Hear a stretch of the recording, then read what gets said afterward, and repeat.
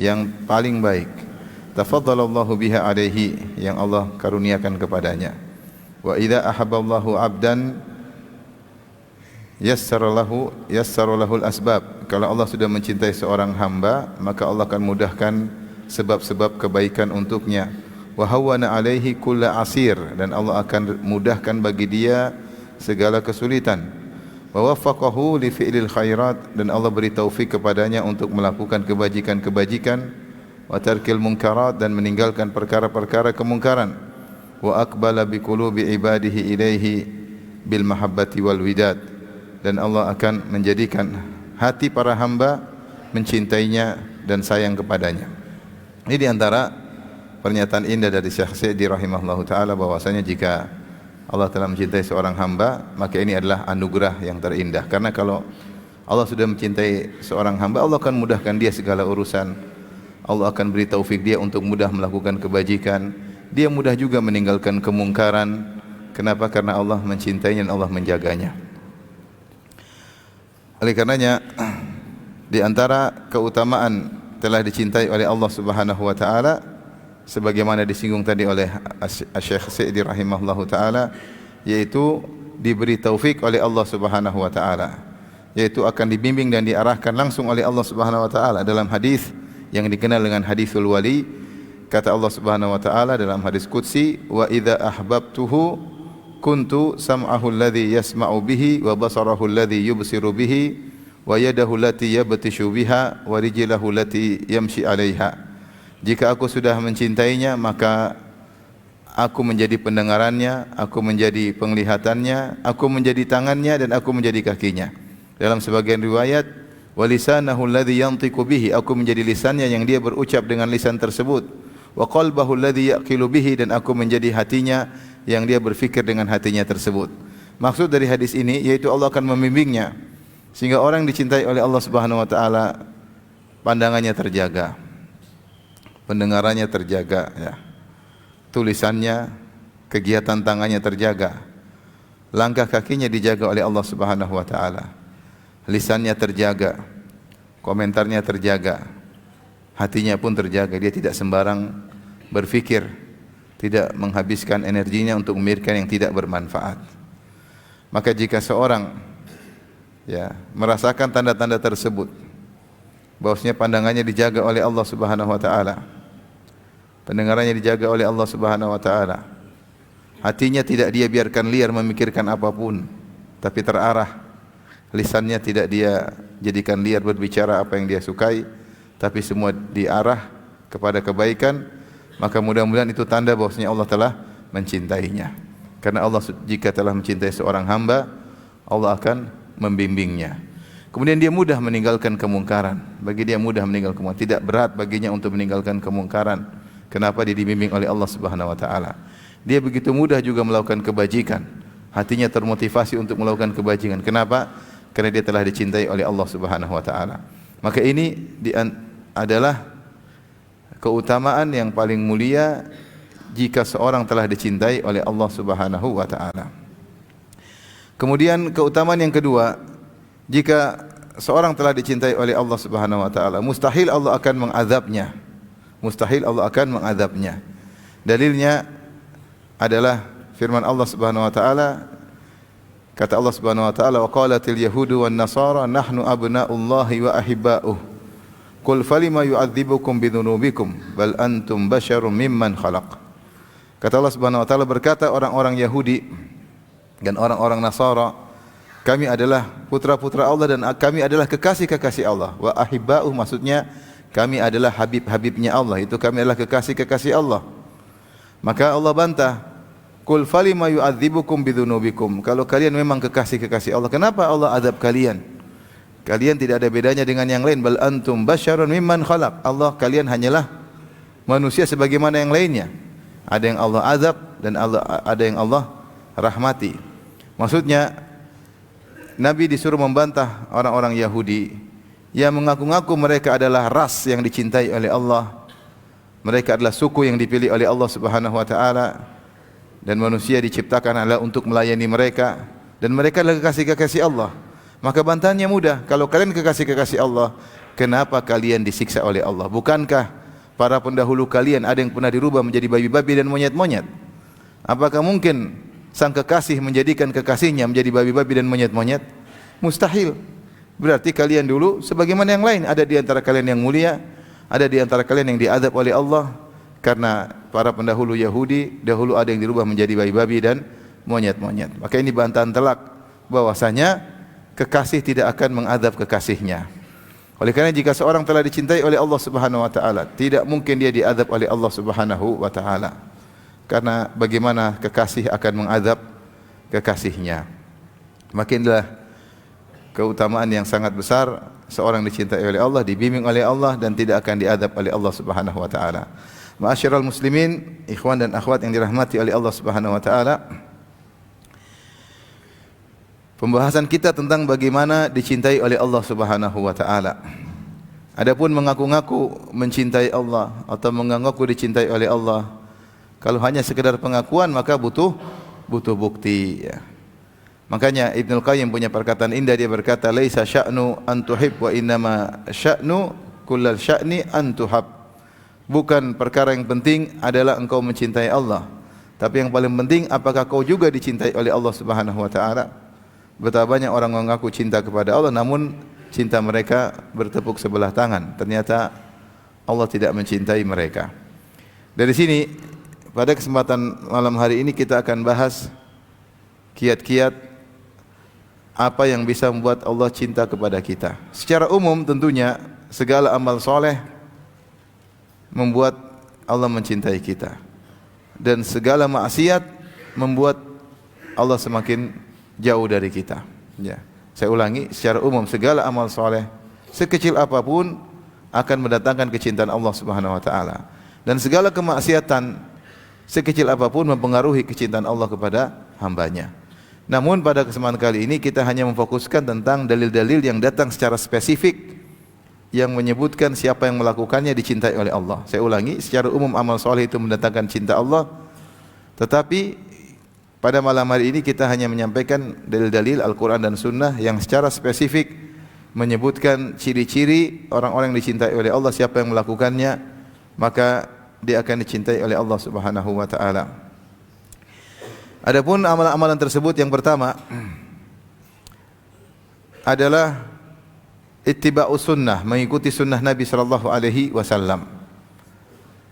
Datang turun satu ayat yang dikenal oleh para ulama dengan ayatul imtihan, yaitu ayat ujian.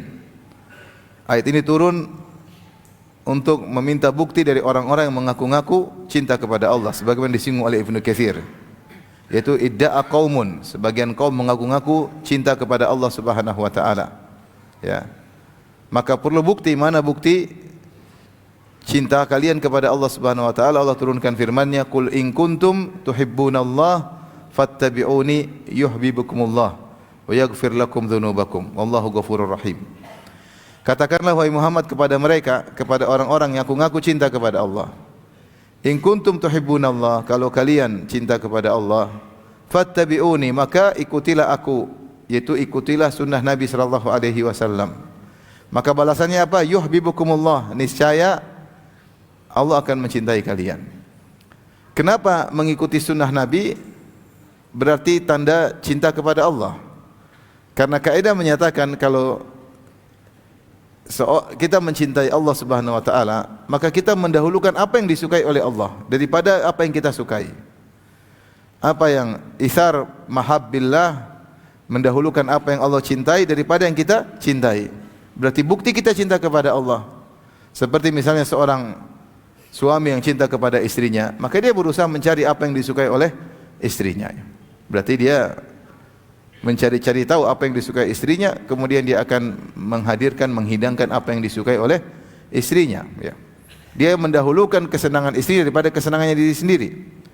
Ini di antara manusia. Walillahil matsalul a'la, dan bagi Allah perumpamaan yang lebih tinggi. Maka demikian pula kalau seorang cinta kepada Allah Subhanahu wa taala, tentunya dia mendahulukan apa yang Allah cintai daripada apa yang dia cintai. Pertanyaannya, dari mana kita tahu apa yang Allah cintai? Yang paling tahu tentang apa yang Allah cintai adalah Rasulullah sallallahu alaihi wasallam. Maka disinilah rahasia Kenapa? Kalau kita ittiba kepada sunnah Nabi, berarti kita mencintai Allah. Karena yang paling tahu tentang apa yang dicintai oleh Allah adalah siapa? Rasulullah sallallahu alaihi wasallam. Maka seorang berusaha menjalankan sunnah Nabi sebisa mungkin. Sunnah dalam segala hal, dalam akidah, dalam akhlak, dalam amal ibadah, dalam interaksi dengan orang tua, dengan istri, dengan anak-anak, dengan suami. Kita jangan membatasi sunnah Nabi hanya pada ibadah, tata cara solat. Kita membatasi sunnah Nabi hanya pada tata cara solat, tata cara puasa, ya. Tidak, sunnah Nabi luas. Sunnah Nabi luas, bukan hanya terkait dengan tata cara ibadah. Demikian juga masalah akidah. Ketika kita berakidah, ikut sunnah Nabi sallallahu alaihi wasallam. Oleh karenanya para ulama dahulu ketika menulis tentang buku-buku akidah, mereka beri nama dengan as-sunnah. Dengan apa? As-sunnah. Untuk menjelaskan bahwasanya berakidah tentang Allah harus ikut dalil, harus ikut dalil. Apa yang Nabi bilang, apa yang Allah sebutkan, maka itulah akidah kita. Kita tidak berimprovisasi, berinovasi dalam berakidah tentang Allah Subhanahu wa taala. Ya. Oleh karenanya bukti kita cinta kepada Allah, kita ikut sunnah Nabi sallallahu alaihi wasallam. Maka semakin kita perhatian sunnah ketika makan, sunnah ketika tidur yang sering kita lalaikan, ya. Kalau kita perhatian, contoh sederhana, sunnah pakai sendal, sunnah lepas sendal. Apa sunnah pakai sendal? Sunnah pakai sendal kaki kanan dulu, baru kaki kiri. Sunnah buka sendal bagaimana? Kaki kanan atau kaki kiri dulu? Kaki kiri dulu, baru kaki kanan. Subhanallah. Kelihatannya sepele, tapi ketika kita buka sendal kita ingat Nabi. Ini sunnah Nabi. Kita dibuat connecting sebentar. Saya buka sendal ini karena Allah Subhanahu wa taala, sunnah Nabi, kaki kiri dulu baru kaki kanan. Banyak orang kalau pakai sendal benar kanan dulu baru kaki kiri. Tapi kalau buka sendal kanan juga duluan baru kiri. Kalau pakai baju jangan lupa kanan dulu baru kiri. Yang sederhana, kanan Nabi sallallahu alaihi wasallam yu'jibu wa tayammunu fi tana'ulihi wa fi tuhurihi wa fi sya'nihi kullih. Adalah Rasulullah SAW suka mendahulukan yang kanan dalam bersuci, ya, kemudian dalam pakai sendal, tarajjulihi, demikian juga kalau bersisir kanan dulu baru kiri, ya. Rasulullah SAW juga kalau cukur rambut ketika bertahalul kanan dulu baru apa? Kiri. Dan dalam segala urusannya, pakai baju juga kanan dulu baru kiri dulu. Ini contoh, tetapi kalau kita melakukannya karena Allah Subhanahu wa taala, maka ini akan mendatangkan cinta Allah kepada kita. Makanya diriwayatkan dari sebagian salaf, kalau tidak salah Ats-Tsauri rahimahullah, beliau berkata, "Law istata'ta alla tahukka ra'saka illa bisunnah faf'al." Kalau kau mampu tidak menggaruk kepalamu kecuali ada dalilnya, maka lakukanlah. Maksudnya apa? Dia mengatakan kalau dalil cara menggaruk datang dalam Nabi, dalam sunnah, garuk kanan dulu baru kiri dulu, lakukanlah. Seandainya ada sunnahnya, lakukanlah. Artinya dalam segala kegiatan, kalau memang ada sunnahnya, maka kita lakukan. Ini perlu kita belajar sedikit demi sedikit. Sunnah ketika makan, sunnah ketika tidur, sunnah ketika bangun malam, sunnah ketika sholat, sunnah ketika masuk rumah, sunnah ketika bertemu dengan istri, sunnah terhadap anak-anak. Dalam segala hal, karena apa yang disunnahkan oleh Nabi, itulah yang dicintai oleh Allah Subhanahu wa taala. Jika demikian, kata Allah Subhanahu wa taala, yuhibbukumullah, maka niscaya Allah akan mencintai kalian. Taib.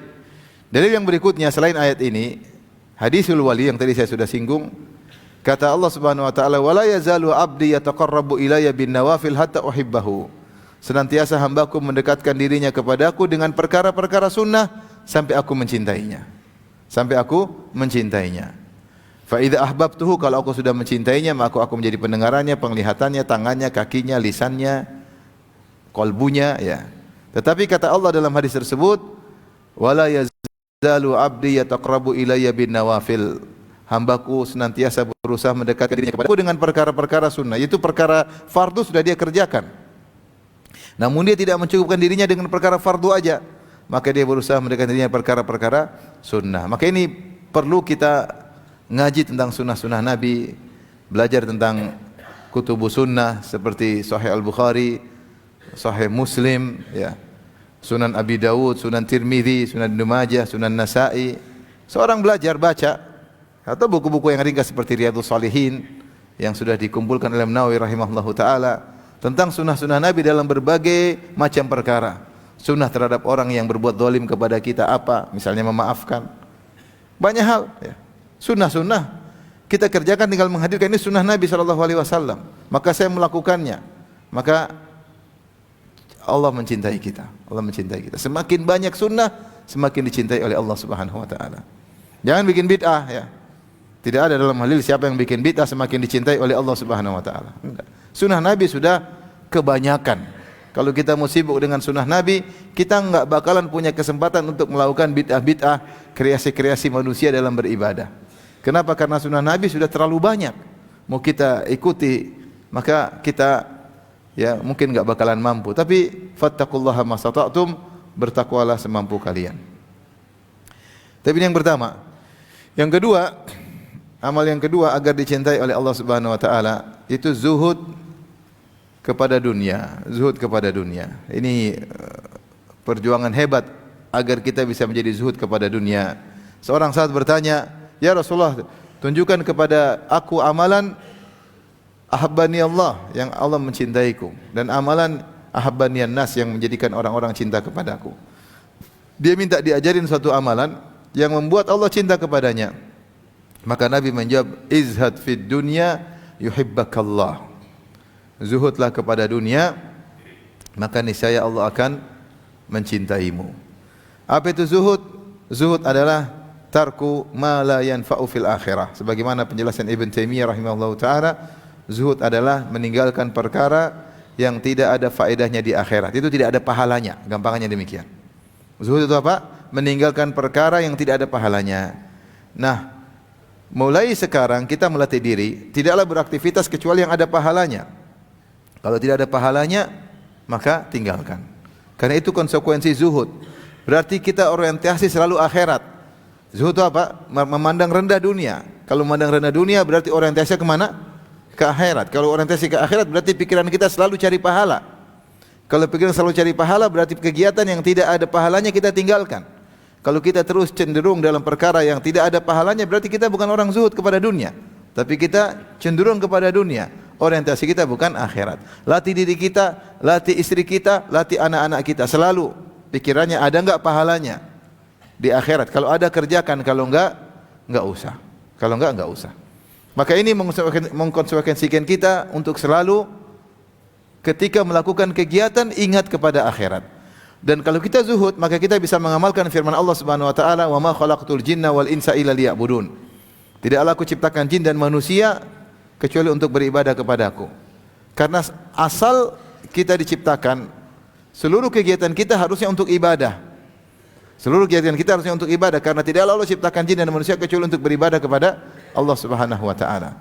Dan kita mengatakan, Allah berfirman, "Qul inna solati wa nusuki wa mahyaya wa mamati lillahi rabbil alamin." Katakanlah salatku, sembelihanku, hidupku dan matiku hanya untuk Allah. Bagaimana kita bisa mengamalkan ayat ini? Hidupku seluruhnya untuk siapa?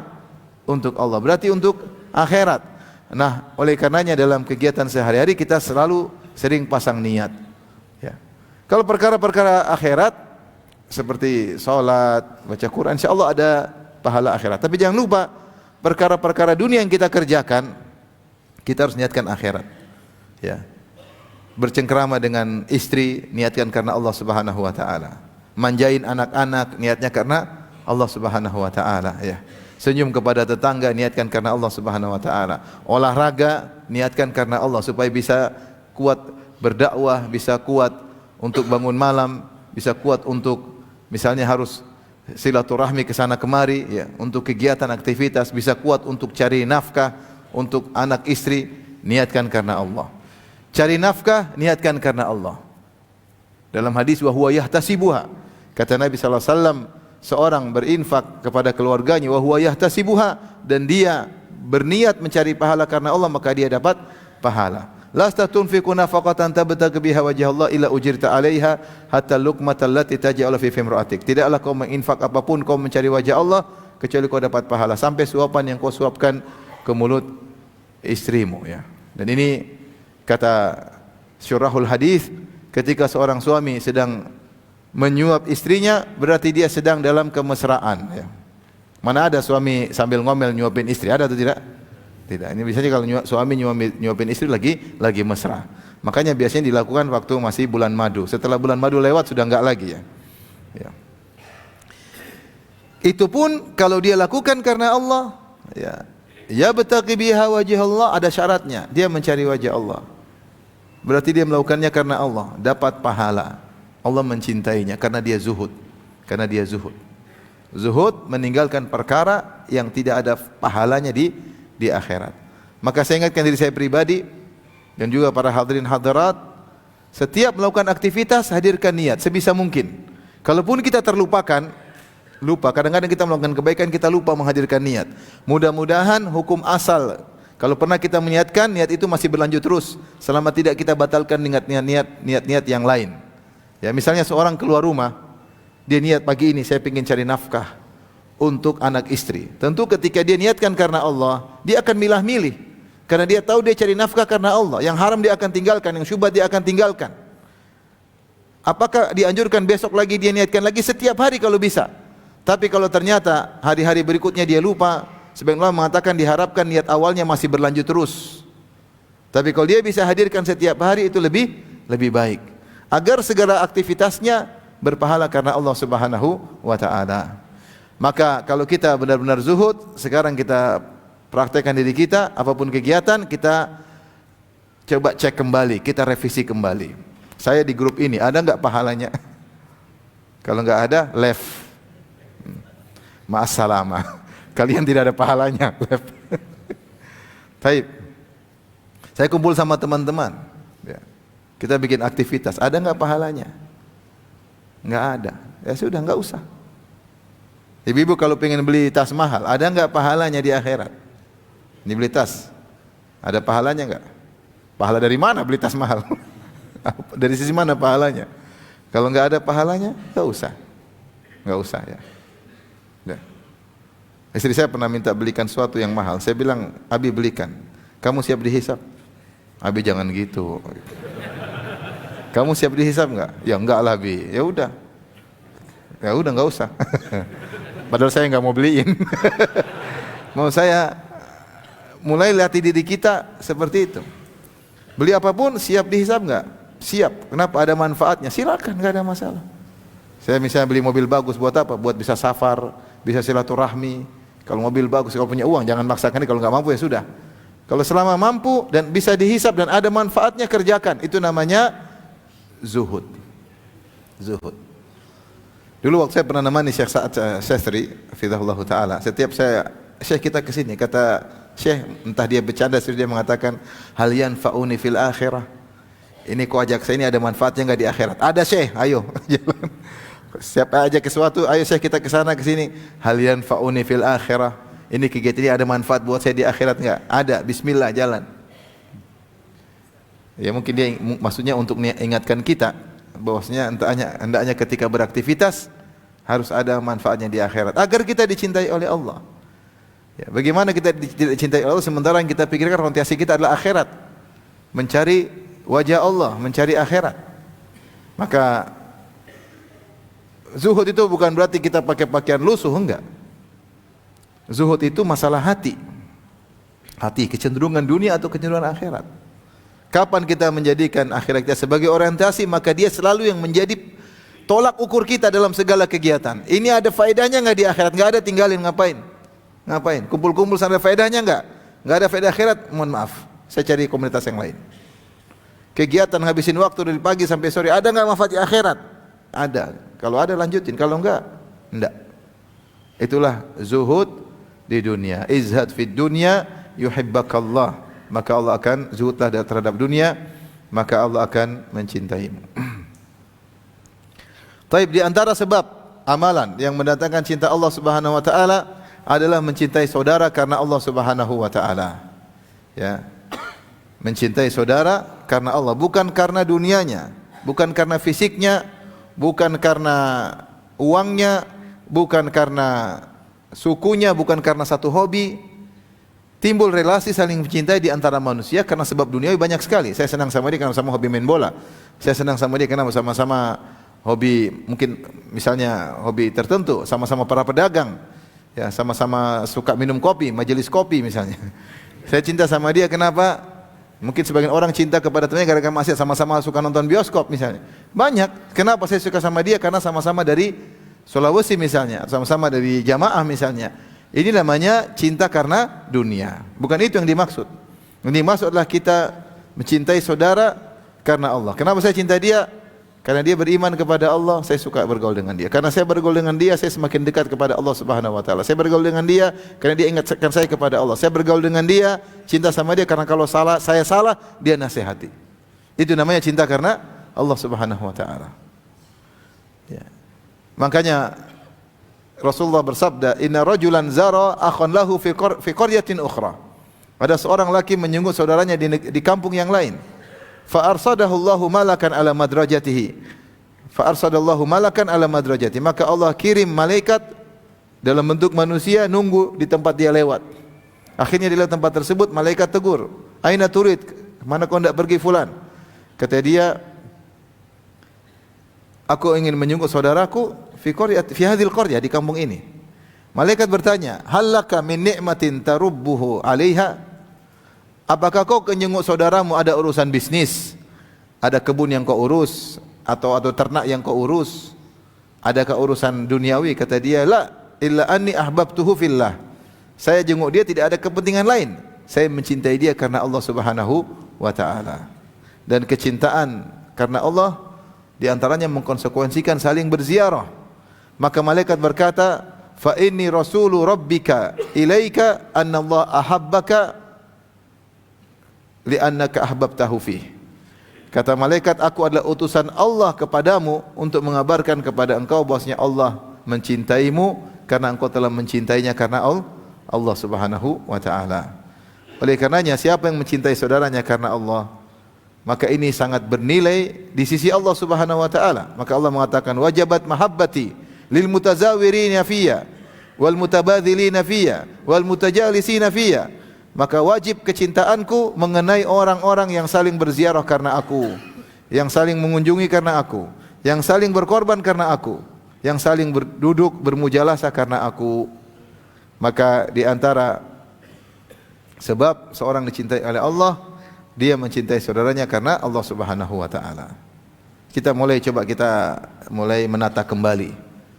Bukan dilarang kita bergaul sama saudara, teman karena dunia. Tidak dilarang, hukum asalnya boleh. Saya dekat dia kenapa? Supaya dapat proyek. Saya dekat sama dia kenapa? Ya supaya kecipratan keuntungan. Saya sama dia kenapa? Karena kalau sama dia selalu ditraktir gratis. Ini duniawi, bukan dilarang ya. Tetapi bukan itu yang cinta karena Allah Subhanahu wa taala. Cinta karena Allah saya kenapa dengan dia? Karena pertemanan kita mendekatkan kita kepada Allah. Maka saya dengan dia. Kalau enggak. Saya berteman dengan dia kenapa? Karena dia ingatkan saya kepada akhirat. Lihat dia, saya ingat akhirat. Yang satu kalau berteman sama dia ingat dunia melulu. Sejak bergaul dengan dia kok pikirannya selalu dunia melulu. Mending saya putuskan hubungan. Ini salah pergaulan bahaya. Sebagian ummahat salah bergaul dengan ummahat yang suka pamer kekayaan, akhirnya dia terbawa. Suka pamer tentang barang-barang brandednya ya. Sendal branded, jubah branded, kacamata branded, tas branded, semua branded. Jangan-jangan suaminya bandit. Akhirnya si akhwat ini berubah. Kalau udah berubah pengen branded, yang susah siapa? Suaminya. Sementara suaminya miskin, mau jadi bandit. Oleh karenanya, kalau berteman ternyata teman ini malah ngingatin akhirat, bicaranya selalu besar-besar, saya ke luar negeri jalan-jalan ke Eropa, selalu sehingga orientasi kita berubah dari akhirat menjadi dunia, tinggalkan. Ini teman tidak pantas kita mencintainya karena Allah, dan tidak bisa, karena berteman karena Allah itu membuat hasilnya adalah mendekatkan kita kepada Allah, mendekatkan kita kepada akhirat, membuat kita termotivasi untuk beribadah. Adapun teman buat kita semakin jauh dari Allah, semakin lupa dengan akhirat, sibuk dengan dunia. Maka ini bukan teman karena Allah Subhanahu wa taala. Kalau dia bilang saya cinta kamu karena Allah, omong kosong. Bohong. Buktinya kau membuat aku semakin apa? Semakin cinta dengan dunia, semakin cinta dengan dunia, semakin tidak berani berkorban karena Allah Subhanahu wa taala. Berarti ini teman tidak benar. Oleh karenanya di antara sebab Allah mencintai seorang hamba jika dia mencintai saudaranya karena Allah Subhanahu wa taala. Ya. Di antara bukti dia mencintai saudara karena Allah, dia berusaha memberi manfaat kepada saudaranya sebisa mungkin. Bagaimana memberi manfaat kepada saudaranya? Dengan apa yang dia bisa. Karena konsekuensi cinta karena Allah, dia berusaha membantu saudaranya. Dengan ilmunya, apakah dengan tenaganya, apakah dengan materi yang dia punyai. Makanya Allah mengatakan, wajabat mahabbati di antara lil mutabadzilina fiyya. Wajib kecintaanku mengenai orang-orang yang saling bazal, yaitu berkorban karena aku. Taib, di antara sebab yang menjadikan Allah mencintai seorang hamba, ya, Allah mengatakan, ya ayyuhalladzina amanu may yartadda minkum an dinihi fasawfa ya'tillahu biqaumin yuhibbuhum wa yuhibbuna adillatin 'alal mu'minin 'izzatin 'alal kafirin yujahiduna fillahi fi sabilillahi wa la yakhafuna laumata laim. Kata Allah Subhanahu wa taala, wahai orang beriman, siapa di antara kalian yang murtad, maka Allah akan datangkan suatu kaum yang Allah mencintai mereka dan mereka cinta kepada Allah Subhanahu wa taala. Apa sifat-sifat mereka? Di antaranya Allah berfirman, adillatin 'alal mu'minin, 'izzatin 'alal kafirin. Yaitu mereka merendah sesama kaum mukminin dan mereka tegas kepada orang-orang kafir. Kemudian yujahiduna fi sabilillah, mereka berjihad di jalan Allah Subhanahu wa taala. Kemudian sifat yang berikutnya, wala yakhafuna laumata laim, dan mereka tidak takut dengan celaan orang-orang yang mencela. Ini 3 sifat Allah sebutkan dalam satu rangkaian ayat. Di antara ciri-ciri orang-orang yang Allah cinta kepada mereka, yang pertama Allah mengatakan adzillatin 'alal mu'minin, yaitu mereka ramah dan tawadhu, ya. Berkata Tahir bin Ashur atau sebagian ahli tafsir berkata,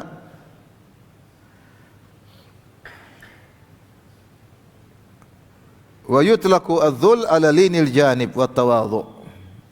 Disebut dzul yaitu merendah, maknanya adalah linil janib itu ramah, tidak angkuh, tidak sombong, tidak kasar. Wa tawadhu, dan rendah diri di hadapan kaum yang lain. Ini mendatangkan cinta Allah kepada seseorang. Meskipun mungkin kita punya uang banyak, meskipun kita punya kedudukan, meskipun kita dihormati oleh orang, sama orang kita ramah. Ramah. Karena kita mencari ridha Allah Subhanahu wa taala. Kita yang dicintai oleh Allah Subhanahu wa taala. Jangan kita hanya senyum sama orang kaya, sama miskin kita enggak senyum. Kalau sama miskin rugi kayaknya senyum sama orang miskin. Orang kaya baru. Mau senyum sama supir kayaknya berat. Apalagi senyum sama pembantu, waduh berat sekali. Kenapa ya akhi?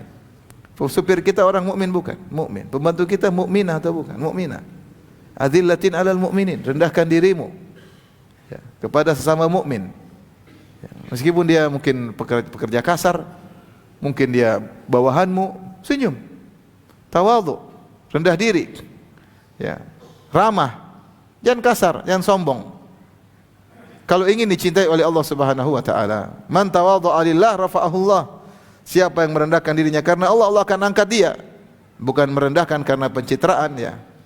Ya, tawadhu niatnya apa? Pencitraan, enggak, tapi tawadhu karena Allah Subhanahu wa taala. Maka coba renungkan diri kita, ya. Apa kita sudah demikian? Sama tetangga kita ramah enggak? Senyum sama mereka. Sama orang miskin kita ramah. Sebagian salaf dahulu, mereka undang orang-orang miskin makan di rumah. Mereka makan sama orang miskin. Mereka makan sama orang miskin. Panggil. Sehingga kita memaksa diri untuk tawadhu.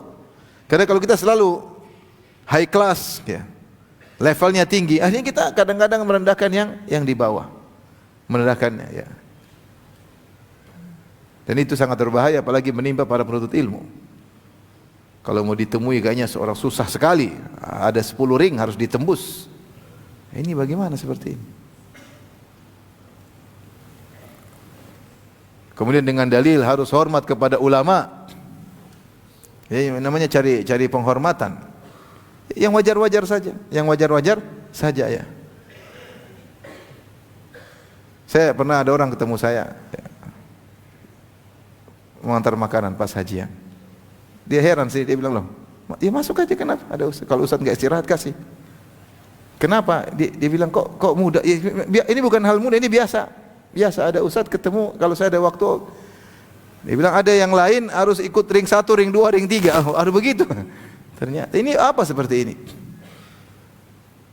Ini talbis iblis. Itu bukan tawadhu, itu sombong namanya. Angkuh. Sombong. Mau ketemu saya harus lewat 10 ring. Sekian ring. Ini sombong. Tapi dengan nama pakai dalil untuk hormat kepada apa?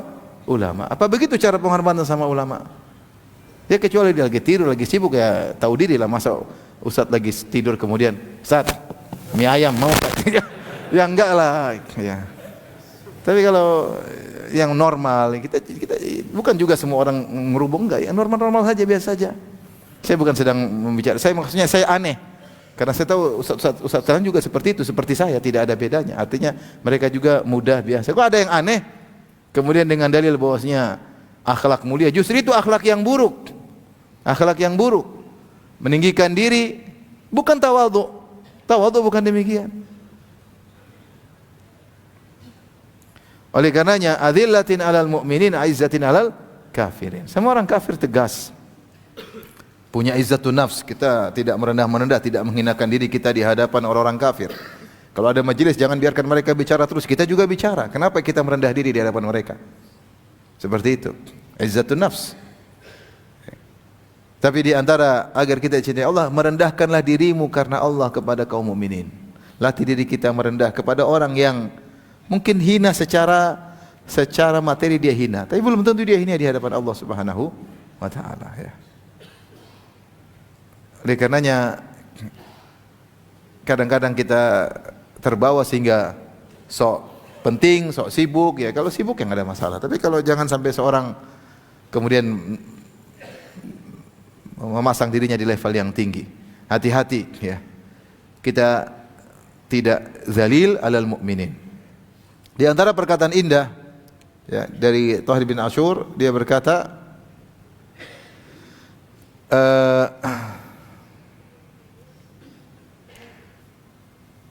wa huwa syiddatur rahmah was sa'yu lin nafa. Namanya zalil dalam ayat ini, Allah tidak mengatakan zalilil mu'minin, tapi Allah menggunakan ala. Ini dalam ilmu tafsir, ilmu bahasa, ya. Allah mengatakan adzillatin lil mu'minin, bukan, Allah tidak mengatakan adzillatin lil mu'minin, tapi Allah mengatakan adzillatin alal mu'minin. Kenapa pakai ala?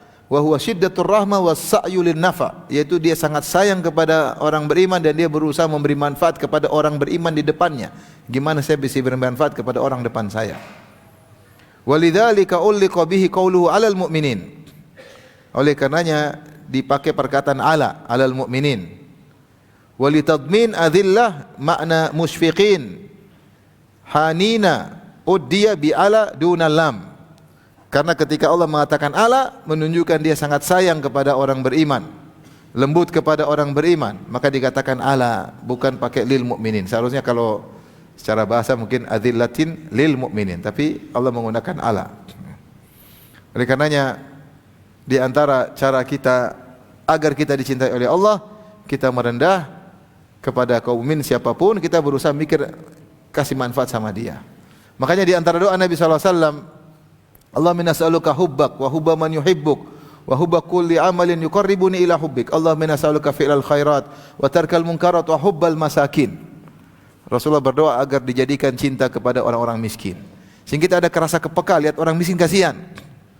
Lihat orang jualan es enggak laku kasihan. Jualannya musim hujan lagi, aduh. Kalau kita beli esnya enggak usah tawar. Jangan bilang mumpung musim hujan, setengah harga ya, daripada enggak laku. Udah enggak laku kita kasih. Udah ambil aja gerobaknya gratis mungkin di mana. Oleh karenanya sehingga timbul rasa diri kita peka karena kita mencintai sesama mukmin karena Allah Subhanahu wa taala, kasihan sama dia. Meskipun kita enggak mampu menolongnya terkadang, cuma rasa kasihan itu sendiri sudah menunjukkan sebab Allah cinta sama kita.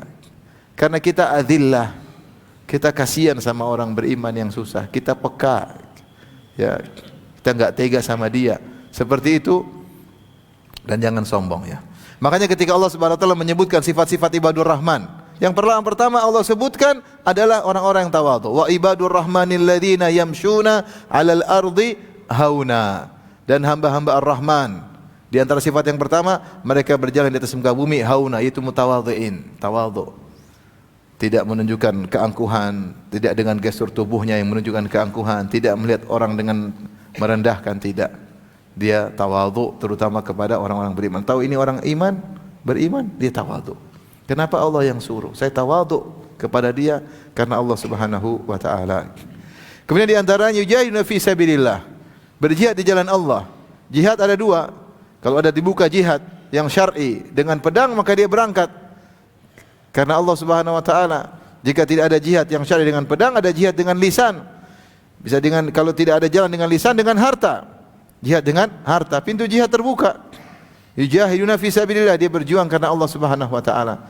Sekarang jihad yang mudah terbuka, jihad dengan lisan. Jihad dengan lisan di mana-mana saudara-saudara kita berjihad di negeri-negeri non muslim, dan banyak orang Islam, orang non muslim masuk Islam. Mereka berdakwah, mereka menulis tulisan, mereka berjihad dengan lisan, dengan tulisan. Yang Allah Subhanahu wa taala mengatakan kepada Nabi ketika Nabi masih di Mekah, "Fala tuti'il kafirina wajahidhum bihi jihadan kabira." Dan janganlah engkau mengikuti orang kafir dan jihadlah kepada mereka bihi ay bil Quran jihadan kabira, dengan jihad yang besar. Jadi Nabi ketika di Mekah belum boleh berjihad dengan pedang. Tapi Nabi disuruh berjihad dengan hujjah dan bayan, dengan Al-Quran, dengan argumentasi. Dan Allah namakan jihad tersebut dengan jihad dan kabira, jihad yang besar. Ikhwan, makanya saya katakan orang yang punya duit, jangan ragu-ragu. Kalau ada pintu-pintu dakwah, keluarkan uang Anda untuk dakwah. Ya. Nabi dulu ketika berdakwah, Allah siapkan orang-orang kaya di sekitar Nabi. Istrinya kaya, siapa? Khadijah. Kalau antum enggak punya istri kaya, sudah qadarullah. Kalau istri kaya keluarnya duitnya semua keluar untuk jalan dakwah. Kemudian sahabat pertama masuk Islam Abu Bakar, kaya raya, yang dia keluarkan semua hartanya di jalan Allah Subhanahu wa taala. Allah beri taufik, ada Abdurrahman bin Auf, ada Utsman bin Affan. Orang-orang pertama masuk Islam orang kaya-kaya. Orang kaya-kaya karena memang butuh perjuangan dakwah itu, butuh harta. Butuh harta. Kalau orang kaya yang ingin berjihad dengan hartanya, kita terima, silakan.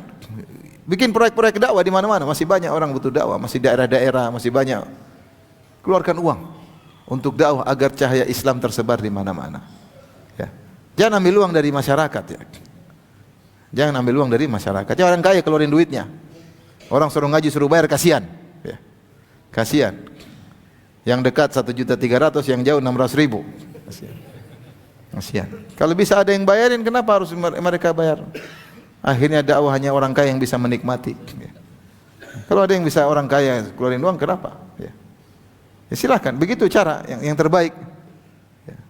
Biar orang kaya yang mengeluarkan duit. Kecuali orang kaya pelit semua, itu lain cerita. Insyaallah enggak lah. Masih banyak orang yang baik hatinya. Kalau orang yang menyumbang, saat saya support, oke. Tapi tolong tulis produk saya. Jangan. Ente sumbang karena Allah. Karena Allah mengatakan yuhid fi sabilillah. Bukan fi sabili produk. Bukan fi sabili duit. Fi sabilillah. Kau sumbang aja, barangmu enggak usah ditempelin. Support dari ini, dari produk ini, produk kecantikan ini, produk. Latih diri, latih audiens untuk berjuang karena Allah. Latih mereka. Jangan sebaliknya. Ayo taruh duit, nanti saya taruh iklanmu gede banget. Itu malah kita ngajarin dia bukan fisabilillah. Sehingga tidak ada dia keluarkan untuk Islam kecuali dia ingin ada timbal balik duniawi. Kita latih orang-orang kalau nyumbang sudah, namamu enggak usah muncul. Kau akan lebih bahagia, lebih ikhlas. Kita latih begitu, bahkan bukan sebaliknya. Ayo, mana? Nanti kita tampilkan produkmu. Taruh di belakang layar sini ya. Oke, sip. Jangan. Jangan. Latih orang-orang untuk berjuang fi sabilillah. Karena itu menandakan cinta Allah Subhanahu wa taala. Wala yakhafuna laumata laim, dan tidak takut dengan cercaan manusia. Kalau dia menegakkan kebenaran, tentunya dia tidak takut kepada cercaan manusia, tapi tentu dengan segala pertimbangan. Karena sekarang dakwah pun perlu dengan siasat, ya. Untuk melihat maslahat dan mudarat, bukan karena takut cercaan atau tidak. Sebagian orang ketika takut dijauhi oleh audiens, akhirnya dia rubah cara dakwahnya. Tidak ada berbicara tentang tauhid lagi, tidak ada berbicara tentang syirik lagi, tidak ada berbicara tentang kemungkaran lagi, tidak ada bicara tentang bid'ah lagi, untuk menjaga maintenance audience. Ini khianat. Khianat. Orang kalau diberi kemudahan, kemampuan untuk menjelaskan kebenaran, ya tentu dia jelaskan dengan cara dia. Ya. Mumpung orang banyak mendengarnya. Ini malah mulai merubah supaya maintenance audience, followers semakin banyak. Ketika followersnya semakin banyak, dia takut bicara sedikit salah, takut ditinggal sama followers. Ini berarti berdakwah bukan karena Allah Subhanahu wa taala, tapi berdakwah untuk menuju dirinya sendiri, menyuruh masyarakat untuk ikut kepadanya. Maka di antara ciri-ciri orang dicintai oleh Allah, wala yakhafuna laumata laim. Dia tidak takut dengan cercaan manusia, tentu dengan segala perhitungan dan strategi. Tetapi al-haq dia sampaikan meskipun orang mencerca. Meskipun orang mencerca. Oleh karenanya ketika Muawiyah radhiyallahu anhu menulis surat kepada Aisyah, wahai Aisyah, beri nasihat kepadaku tapi jangan panjang-panjang. Maka Aisyah menukil Rasulullah SAW bersabda, man iltamasa ridallah bisakhatin nas radhiyallahu anhu wa ardhan nas anhu. Siapa yang mencari keridhaan Allah dengan kemurkaan manusia, Allah akan ridha kepadanya. Itu Allah cinta kepadanya, Allah ridha kepadanya, dan Allah akan menjadikan orang-orang ridha kepadanya.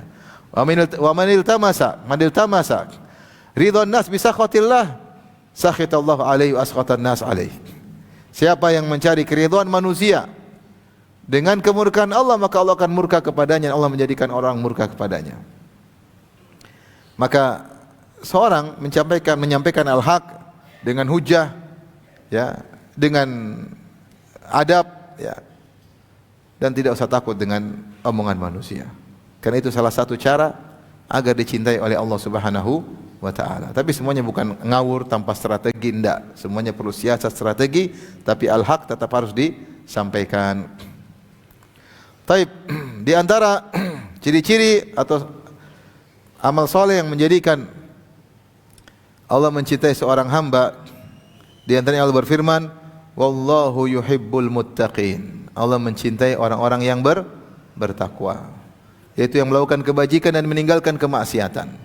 Ketahuilah ikhwan, setiap bentuk melakukan kebajikan menambah kecintaan Allah, dan setiap bentuk meninggalkan kemaksiatan maka itu adalah menambah cinta Allah kepada kita.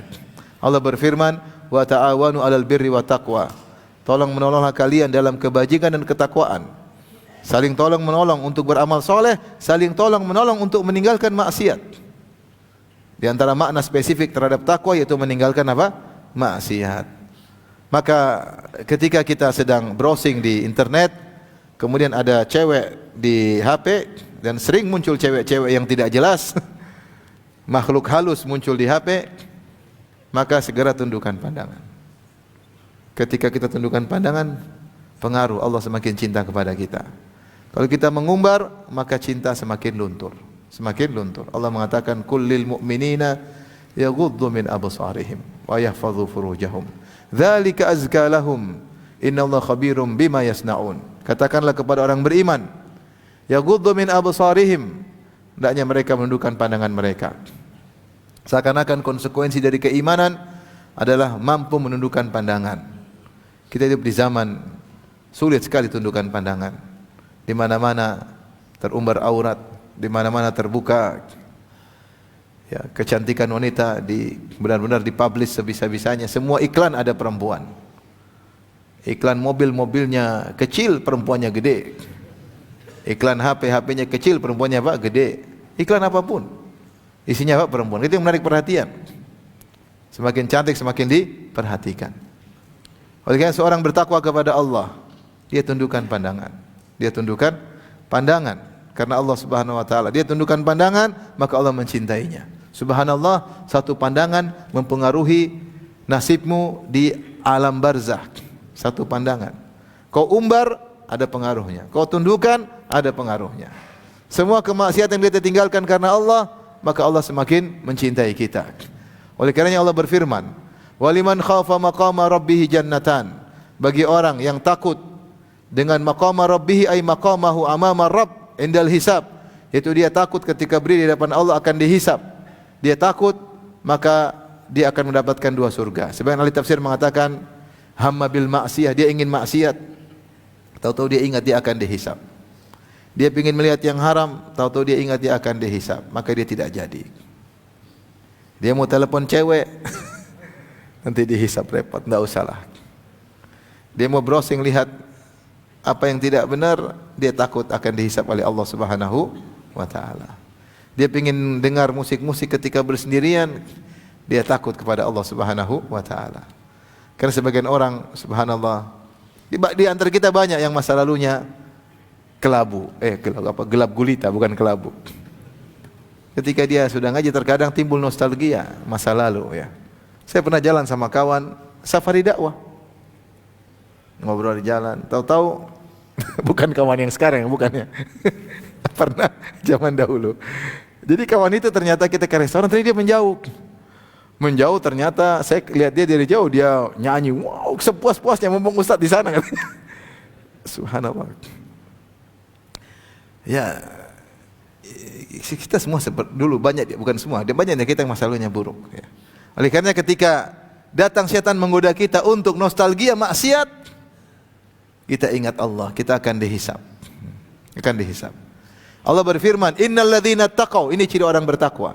"Innal ladzina taqaw idza massahum ta'ifum minasyaitani tadzakkaru fa idzahum mubsirun." Dalam surat Al-A'raf, kata Allah Subhanahu wa taala, sungguhnya orang bertakwa jika massahum ta'ifum minasyaitan, setan bisik mulai mengitarinya. Ada sentuhan-sentuhan setan. Tiba-tiba ada ide-ide, inovasi. Pingin lihat ini, pingin lihat anu, pingin telepon sana, telepon sini, pingin lihat bagaimana kabar CLBK. Mulai itu bisikan setan. Tiba-tiba ingin nostalgia maksiat, pingin dengar musik-musik masa lalu, pingin nonton film-film masa lalu. Tadzakkaru, mereka ingat Allah Subhanahu wa taala. Maka kapan kita meninggalkan maksiat karena Allah? Berarti kita bertakwa. Kalau kita bertakwa, wallahu yuhibbul muttaqin. Allah mencintai orang yang bertakwa. Allah mencintai orang yang bertakwa. Berat zaman sekarang, takwa berat. Takwa berat. Makanya saya sering bilang, bukan wali Allah adalah yang bisa terbang, menurunkan hujan susu, bukan.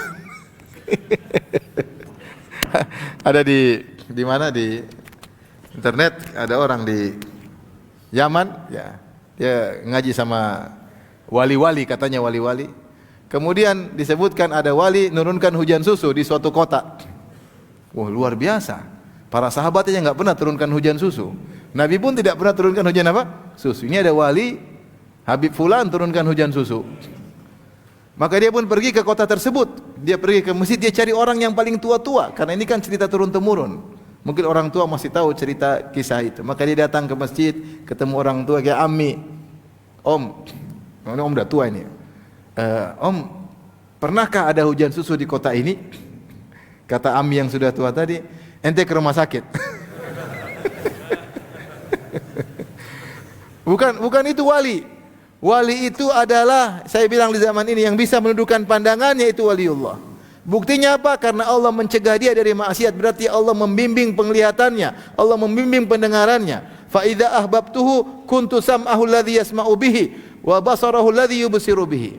Kalau aku sudah mencintainya, aku jaga pendengarannya, aku jaga penglihatannya. Dia kalau lihat dengar musik dia gelisah, dia melihat maksiat dia gelisah. Siapa yang bisa tundukkan pandangannya di zaman sekarang ini? Maka dia waliullah. Kalau masih belum bisa, masih wali murid. Subhanallah. Siapa bertakwa Allah cinta.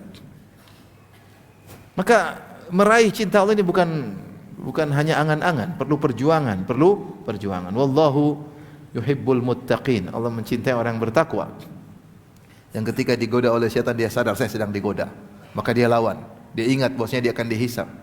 Dia ingat malaikat sedang mencatat. Dia ngapain nih? Tergoda. Pingin nostalgia maksiat. Malaikat sudah siap catat. Tinggal dia browsing klik atau tidak. Lanjut atau tidak. Kalau dia lanjut, malaikat catat. Maka cinta Allah berkurang darinya. Waliyadzubillah. Taib, di antara amal yang mendatangkan cinta Allah Allah berfirman, wallahu yuhibbus sabirin. Allah mencintai orang-orang yang sabar. Ya, sabar berat zaman sekarang, berat. Kapan Anda bersabar, Anda dicintai oleh Allah. Semakin tinggi level sabar Anda, semakin tinggi level cinta Allah kepada Anda. Sabar. Hidup ini ujian. Hidup ini ujian. Dan godaan untuk kita tidak sabar dari banyak sisi, banyak sekali. Banyak sekali.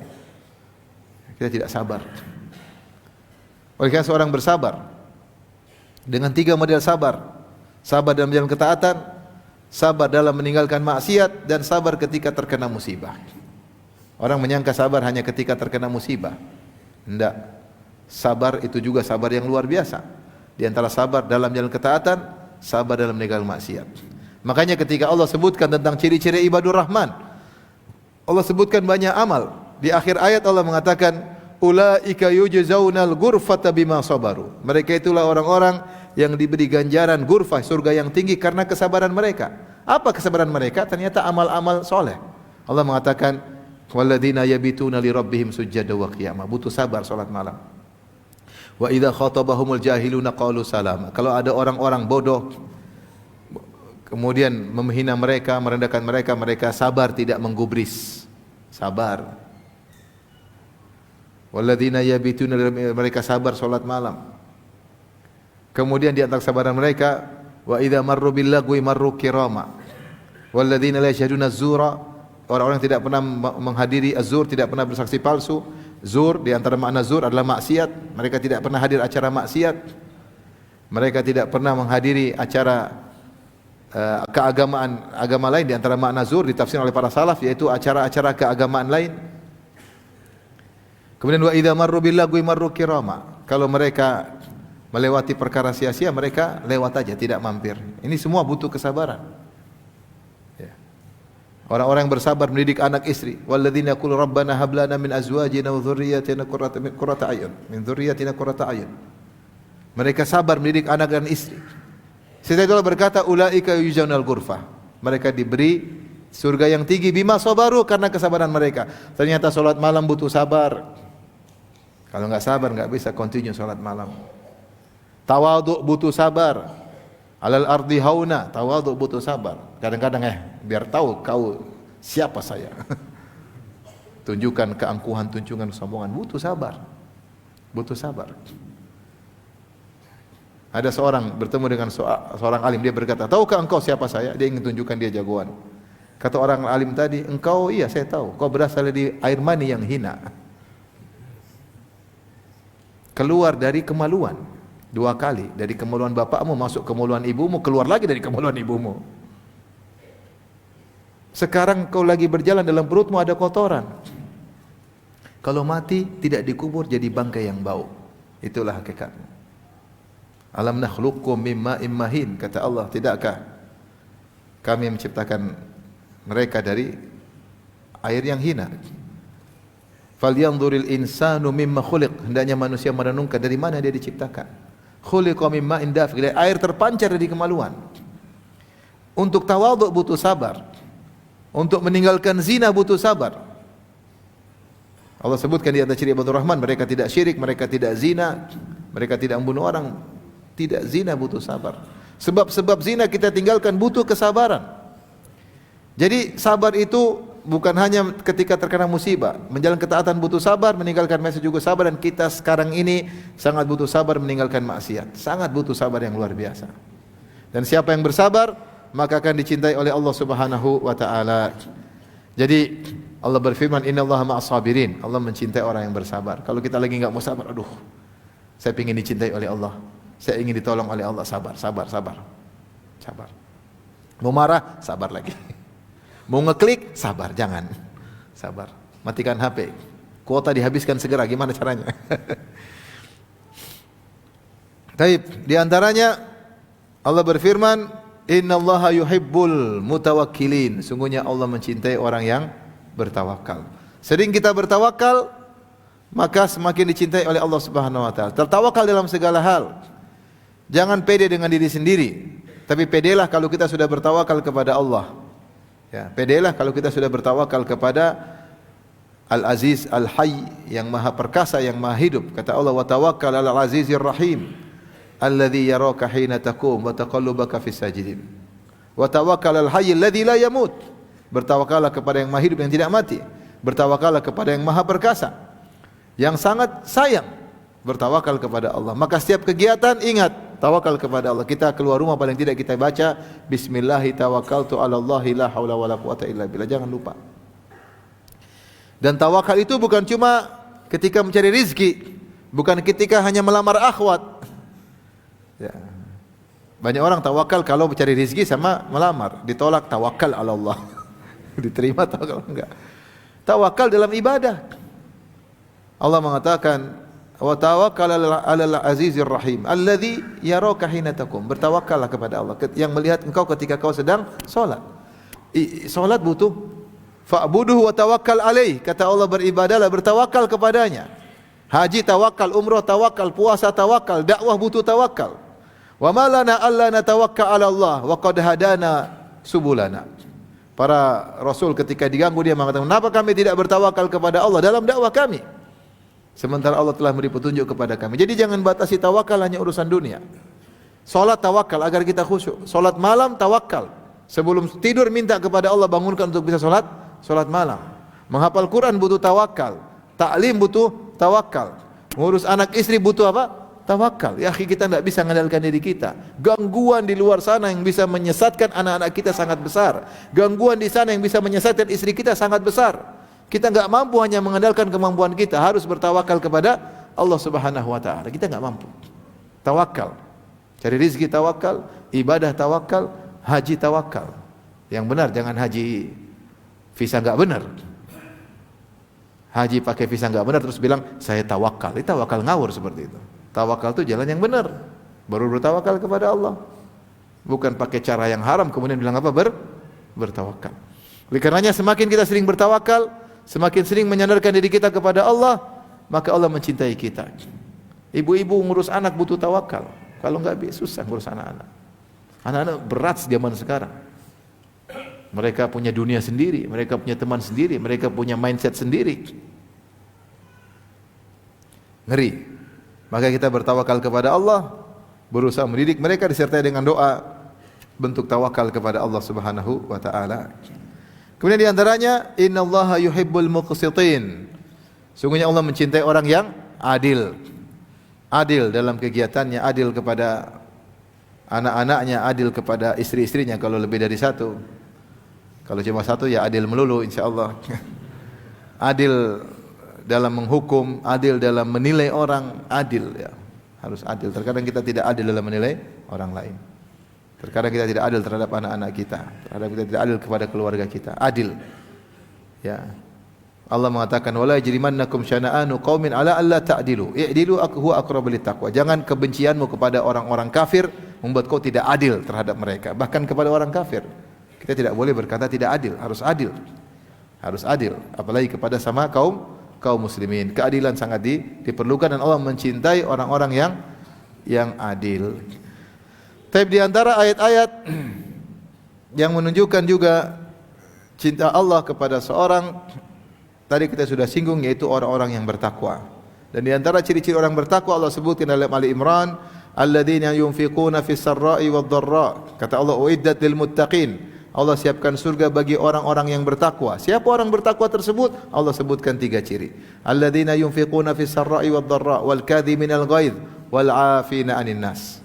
Yaitu orang-orang senantiasa berinfak dalam kondisi lapang maupun susah. Dalam kondisi lapang dia berinfak, dalam kondisi susah dia berinfak meskipun mungkin kurang nominalnya, tapi dia tetap berinfak. Apalagi Allah menggunakan fi'il mudhari', yaitu yang menunjukkan continuous tense, yaitu berkesinambungan. Alladzina yunfiquna, yang senantiasa berinfak fis sarra'i wad dharra, dalam kondisi lapang, dalam kondisi susah. Wal kadhiminal ghaidh, orang-orang yang senantiasa meredam amarah, ini susah. Al kadhiminal ghaidh itu dia mampu melampiaskan tapi dia redam. Dan berat kenapa? Al kadhimin itu marah sudah di puncak. Ibarat air sudah di puncak akan luber dia ikat. Itu namanya al kadhimin. Sudah mendidih kemarahan dia lawan. Itu Allah cinta orang seperti ini. Mau lampiaskan atau mau dicintai Allah? Udah, lepas. Allah cinta saya. Bismillah. Kalau emosi mau emosi. Melampiaskan bisa, tapi ingat cinta Allah, mudah kita tinggalkan semua. Wal afina 'anil nas, mau marah bisa, mau digampar bisa, mau dipatahin tulangnya bisa. Tapi wal afina 'anil nas, orang-orang yang maafkan orang-orang yang menzaliminya. Ya. Wallahu yuhibbul muhsinin. Allah mencintai orang yang berbuat ihsan. Subhanallah, Allah buka dengan ini sifat-sifat orang muttaqin. Senantiasa berinfak. Dia yakin tentang janji Allah.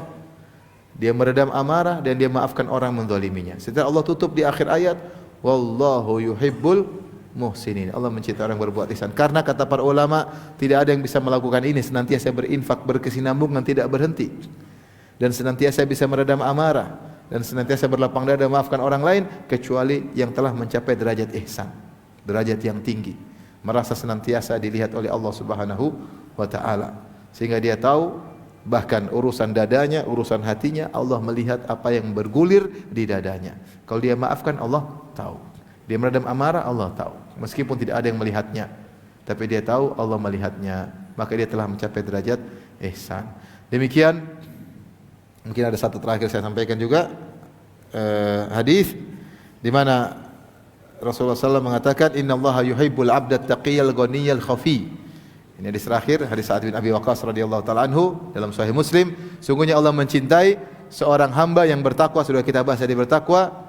Yuhibbul abda taqiyya al-ghaniyal khafi. Al-ghani yaitu dia merasa cukup. Ada yang menafsirkan qanaah, dia tidak merasa cukup ya dengan apa yang dia miliki. Dia juga mendatangkan cinta Allah kepadanya. Dia tidak tamak, dia merasa cukup. Qanaah, qanu'. Kemudian al-khafi yang suka menyembunyikan dirinya, tidak suka tampil. Seorang berusaha tidak suka tampil, kecuali dia terpaksa untuk tampil. Ya. Ustaz terpaksa tampil, tapi jangan bertampil berlebihan yang tidak perlu. Kalau bisa tampil untuk ta'lim, ta'lim untuk ta'lim aja. Di luar itu tidak perlu apa? Tampil. Ya. Tidak perlu tampil kecuali diperlukan. Ya. Kalau antum panitia tidak usah tampil, kalau bisa jangan tampil, karena penampilan itu bikin masalah. Kalau antum tampil, hati antum tidak mudah untuk ikhlas. Saya katakan tidak mudah. Makanya saya ingatkan kepada para kawan-kawan para dai, kita amanah di hadapan Allah, kita juga perhatian masalah audiens, jaga keikhlasan mereka. Ikhlas itu tidak mudah. Kalau kita tampilkan murid kita baru ngaji, kita pamerkan, khawatir dia goyang niatnya. Tidak mudah.